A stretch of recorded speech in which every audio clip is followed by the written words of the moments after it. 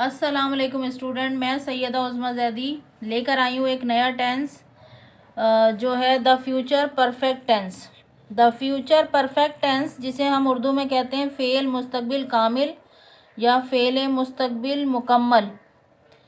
ठीक है, ये टेंस ऐसे कामों के लिए इस्तेमाल होता है जो मुस्तक़बिल में मुकम्मल हो चुके हों। पहली शर्त इसकी ये है, पहली कंडीशन क्या है कि ये टेंस ऐसे कामों के लिए इस्तेमाल होता है जो मुस्तकबिल में मुकम्मल हो चुके हों। और दूसरी कंडीशन ये है कि ये टेंस ऐसे कामों के लिए इस्तेमाल होता है जो मुस्तकबिल में किसी दूसरे काम के शुरू होने से पहले मुकम्मल हो चुके हों। यानी जुमले में दो काम हो रहे हों, एक काम मुकम्मल हो चुका हो और एक काम उस काम के मुकम्मल होने के बाद शुरू हुआ हो। ठीक है, अब उर्दू में इसकी पहचान क्या है कि जुमले के आखिर में चुका होगा, चुकी होगी, चुके होंगे, लिया होगा, ली होगी, लिए होंगे। इस तरह के अल्फाज अगर जुमले उर्दू के जुमले के आखिर में आते हैं तो वो फ्यूचर परफेक्ट टेंस है। अब हम इसका फ्यूचर परफेक्ट टेंस का फॉर्मूला या स्ट्रक्चर देख लेते हैं। इसकी तीन कंडीशंस होती हैं, इस टेंस के बनाने की तीन कंडीशंस होती हैं। जैसे मैंने आपको उर्दू में भी ऊपर बताया कि दो कंडीशंस के बारे में, तो इसी हवाले से मैं दो कंडीशन इसका फार्मूला भी आपको बताऊंगी। इसकी तीन डिफरेंट कंडीशन होती है। पहली कंडीशन में हमारे पास फार्मूला होता है कि हमारे पास पहले सब्जेक्ट होता है, देन हमारे पास हेल्पिंग वर्ब होता है। दो हेल्पिंग वर्ब होते हैं हमारे पास, एक विल हैव और एक शैल हैव। विल हैव कौन से प्रोनाउंस के साथ यूज़ होता है, शैल हैव किन प्रोनाउंस के साथ यूज़ होता है, ये मैं आपको फ्यूचर इंडेफिनिट में बता चुकी हूँ। ठीक है, उसी लिहाज से हम इसको यहाँ पर भी इनको इस्तेमाल करेंगे। फिर हमारे पास वर्ब होता है। वर्ब कौन सा होता है हमारे पास, पास्ट पार्टिसिपल फॉर्म होती है वर्ब की पास्ट पार्टिसिपल फॉर्म कहते हैं वर्ब की थर्ड फॉर्म को। ठीक है, और फिर देन हमारे पास ऑब्जेक्ट आ जाता है। देन हमारे पास अफर्मेटिव सेंटेंस में को फुल स्टॉप आ जाता है, क्योंकि अफर्मेटिव सेंटेंस एक मुकम्मल सेंटेंस होता है। दूसरी कंडीशन हमारे पास क्या होती है, दूसरी कंडीशन ये होती है जो मैंने आपको यहाँ बताई थी, ये वाली कंडीशन। ऊपर वाली कंडीशन का फार्मूला ये था और नीचे वाली कंडीशन जो थी इसका फार्मूला ये है। क्या है ये कंडीशन के पहले हमारे पास सब्जेक्ट होता है, देन हमारे पास हेल्पिंग वर्ब होते हैं। यही हेल्पिंग वर्ब विल हैव और शैल हैव हमारे पास हेल्पिंग वर्ब होंगे। फिर वर्ब की थर्ड फॉर्म यानी पास्ट पार्टिसिपल फॉर्म होगी, फिर ऑब्जेक्ट होगा। देन हमारे पास बिफोर या फिर व्हेन या फिर टिल, इस तरह के अल्फाज आएंगे बीच में, बिफोर, व्हेन या टिल। ठीक है, या फिर अनटिल। ठीक है, और फिर आएगा हमारे पास सब्जेक्ट, अब दोबारा सब्जेक्ट आएगा हमारे पास और फिर वर्ब की फर्स्ट फॉर्म और फिर ऑब्जेक्ट और फिर फुल स्टॉप। यानी ये वाला इस स्ट्रक्चर के अंदर, इस कंडीशन के अंदर हमारे पास ये वाला जो पहला, अगर जुमले में दो काम हो रहे हो तो पहला स्ट्रक्चर जो हमारा होगा वो फ्यूचर परफेक्ट का होगा। और फिर उसके बाद इस तरह के वर्ड्स आएंगे बिफोर, व्हेन, टिल या अनटिल के। और फिर हमारे पास दूसरा स्ट्रक्चर आएगा, अगर जुमले में दो काम हो रहे हो तो दूसरा स्ट्रक्चर हमारे पास फॉर्मूला आएगा प्रेजेंट इंडेफिनिट का। पहला हिस्सा हमारा होगा फ्यूचर इंडेफिनिट का पहले काम के लिए, दूसरे काम के लिए जो जुमले में दूसरा काम हो रहा होगा उसके लिए प्रेजेंट इंडेफिनिट का स्ट्रक्चर हमारे पास आएगा। तीसरी कंडीशन क्या होती है, एक तीसरी कंडीशन भी होती है। तीसरी कंडीशन ये होती है कि हमारे पास अगर जुमले में अगर या व्हेन, जब के अल्फाज हों, उर्दू के जुमले में अगर या जब के अल्फाज हों तो उसके लिए फिर हम इफ़ और व्हेन का यूज़ करते हैं। ठीक है, तो सब्जेक्ट से पहले हमारे पास इफ़ या व्हेन आ जाएगा अगर और जब के लिए, और फिर हमारे पास फ्यूचर परफेक्ट वाला स्ट्रक्चर आएगा। फ्यूचर परफेक्ट का स्ट्रक्चर कौन सा है, सब्जेक्ट होगा, वर्ब की थर्ड फॉर्म हो, सॉरी ये फ्यूचर परफेक्ट का स्ट्रक्चर नहीं है, ये है प्रेजेंट इंडेफिनिट का स्ट्रक्चर। प्रेजेंट इंडेफिनिट का स्ट्रक्चर आएगा पहले, यानी यहाँ पर प्रेजेंट इंडेफिनिट का स्ट्रक्चर बाद में आया था और फ्यूचर परफेक्ट का स्ट्रक्चर पहले आया था। लेकिन यहाँ पर नीचे वाली कंडीशन में ये वाली ऊपर वाली तरतीब पलट जाएगी। ये फ्यूचर इंडेफिनिट का स्ट्रक्चर पहले आ जाएगा और ये प्रेजेंट इंडेफिनिट का स्ट्रक्चर पहले आ जाएगा और फ्यूचर परफेक्ट का स्ट्रक्चर बाद में आ जाएगा। ठीक है, नीचे वाली कंडीशन में जब हम इफ़ और व्हेन को बाहर ले आएंगे सब्जेक्ट से पहले, तो ये हमारे पास प्रेजेंट इंडेफिनिट का स्ट्रक्चर होगा। क्या, सब्जेक्ट होगा, वर्ब की फर्स्ट फॉर्म होगी और ऑब्जेक्ट होगा। ठीक है। और फिर उसके बाद ये हमारे पास कॉमा आएगा, कॉमे के बाद यहाँ पर फ्यूचर परफेक्ट का स्ट्रक्चर आ जाएगा। फ्यूचर परफेक्ट के स्ट्रक्चर में होगा सब्जेक्ट, फिर हमारे पास helping verb will, shall, will have और शैल हैव, विल हैव और शैल हैव आ जाएंगे। और फिर वर्ब की थर्ड फॉर्म यानी पास्ट पार्टिसिपल फॉर्म, और फिर ऑब्जेक्ट, और फिर हमारे पास फुल स्टॉप आ जाएगा। ठीक है। अब हम इसकी एग्जांपल्स देख लेते हैं। अफर्मेटिव पहली कंडीशन, ये जो मैंने आपको पहली कंडीशन बताई थी, ये वाली कंडीशन, इस कंडीशन के एग्जांपल हम देख लेते हैं। इस कंडीशन के एग्जांपल हम अफर्मेटिव, नेगेटिव और इंटेरोगेटिव यानी तीनों तरह के सेंटेंस देखेंगे हम इसमें। अफर्मेटिव भी देखेंगे जिसको पॉजिटिव सेंटेंस कहते हैं, सिंपल कहते हैं, नेगेटिव भी देखेंगे और इंटेरोगेटिव भी देखेंगे पहली कंडीशन में।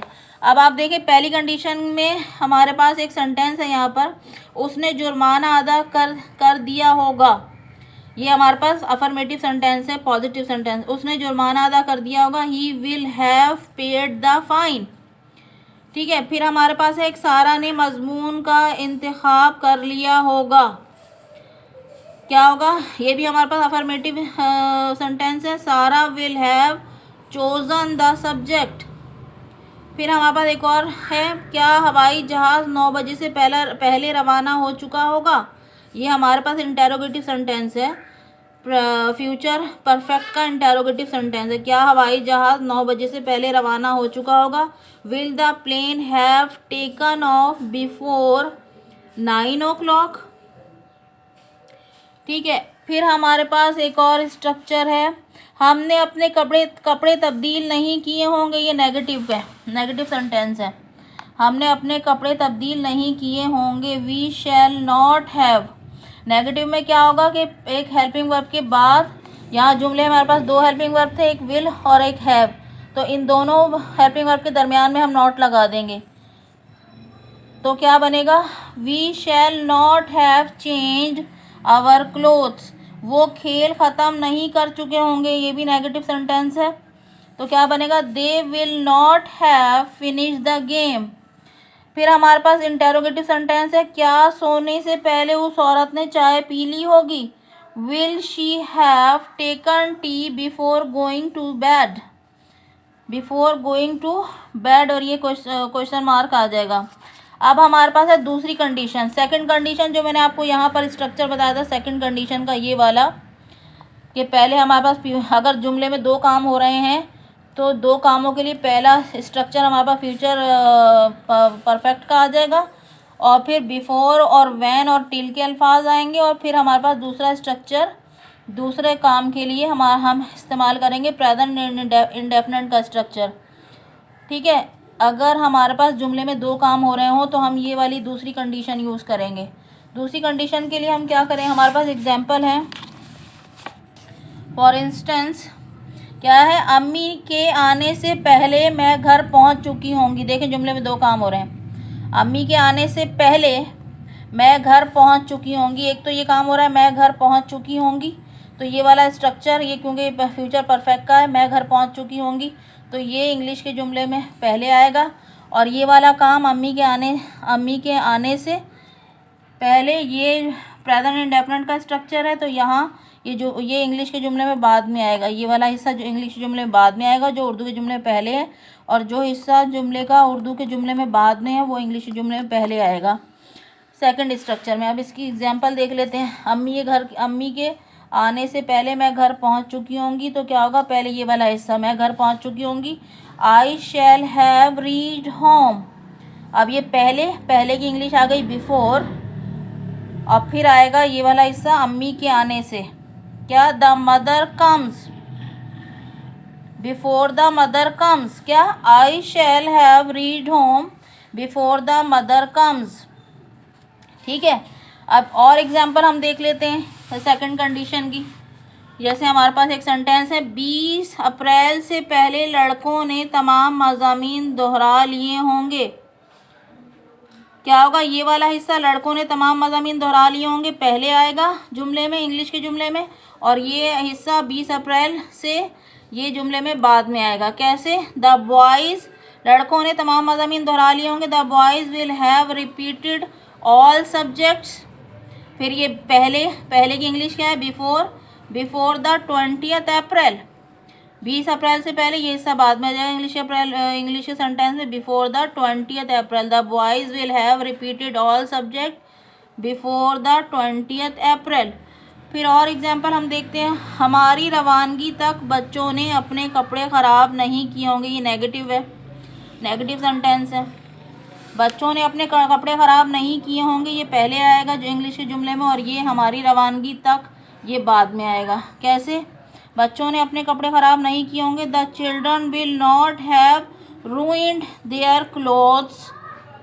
अब ये तक की इंग्लिश क्या है? टिल आवर डिपार्चर, हमारी रवानगी से पहले, टिल आवर डिपार्चर, ये आ गया। The children will not have ruined their clothes till our departure, हमारी रवानगी तक बच्चों ने अपने कपड़े ख़राब नहीं किए होंगे। और एग्जाम्पल देख लेते हैं। तुम्हारे उठने से पहले सूरज तुलू हो चुका होगा। अब देखें, ये सूरज तुलू हो चुका होगा, ये हिस्सा पहले आएगा इंग्लिश जुमले में, और तुम्हारे उठने से ये हिस्सा बाद में आएगा, और पहले बीच में आ जाएगा बिफोर की शक्ल में हमारे पास। कैसे? सूरज तुलू हो चुका होगा। The sun will have risen, पहले की English before you get up. The sun will have risen before you get up. और हम एग्जाम्पल देख लेते हैं। जब तुम घर पहुंचोगे तो मैं अपना काम ख़त्म कर चुका होगा, मैं अपना काम ख़त्म कर चुका हूँगा। कैसे? I shall have finished my work when, देखिए वहाँ बिफोर की जगह वैन आ गया यहाँ पर। When you return home, I shall have finished my work when you return home. अब हम थर्ड जो स्ट्रक्चर था हमारे पास यहाँ पर, थर्ड स्ट्रक्चर जो मैंने आपको बताया था कि इफ़ और वैन के अगर जुमले अल्फाज हैं जुमले में, तो वो हम सब्जेक्ट से पहले ले आते हैं, और फिर बाद में हमारे पास जो उर्दू की जुमले तरतीब होती है वही हम तरतीब इंग्लिश के जुमले में बना लेते हैं। कैसे? कि ये हमारे पास ये वाली तरतीब हमारे पास पहली तरतीब आ जाएगी इफ़ और वैन के बाद प्रेजेंट इंडेफिनिट की, और बाद में फ्यूचर इंडेफिनिट की तरतीब आ जाएगी, फ्यूचर परफेक्ट की तरतीब आ जाएगी, फ्यूचर परफेक्ट। अब हम देखते हैं तीसरी कंडीशन के सेंटेंस का की कुछ एग्जाम्पल।